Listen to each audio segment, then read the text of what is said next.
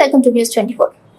దళిత క్రైస్తవులను ఎస్సీలుగా గుర్తించి రిజర్వేషన్లు కల్పించాలని ఏలూరు నగర దళిత క్రైస్తవ సంఘాలు శనివారం ఏలూరులో ర్యాలీ నిర్వహించాయి. జేవీఆర్ నగర్లోని రోమన్ క్యాథలిక్ మిషన్ ఏలూరు పీఠాధిపతి నివాస గృహం వద్ద ప్రారంభమైన ర్యాలీ అమీనాపేట మీదుగా కలెక్టరేట్ కు చేరుకుంది. అక్కడ కొద్దిసేపు ధర్నా నిర్వహించారు.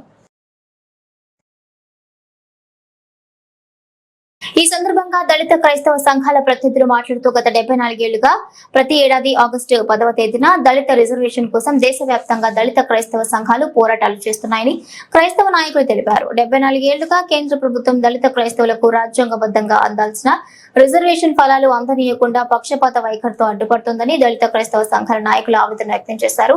దళిత క్రైస్తవులకు రిజర్వేషన్లను దక్కనీయకుండా అడ్డుపడ్డారని అప్పటి జాతీయ మతాల కమిషన్ తో పాటు జస్టిస్ రంగనాథ్ మిశ్రాలు పేర్కొన్నాయని మైనారిటీల సంఘం ఆరోపించినట్లు ఏలూరు జిల్లా దళిత క్రైస్తవ సంఘాల నాయకులు father Thota Antony Raju, father G Moses, father Michael తదితరులు ఆవేదన వ్యక్తం చేశారు. అనంతరం దళిత క్రైస్తవులకు రిజర్వేషన్లు కల్పించాలంటూ జిల్లా కలెక్టర్ కు వినతి పత్రం ఇచ్చారు.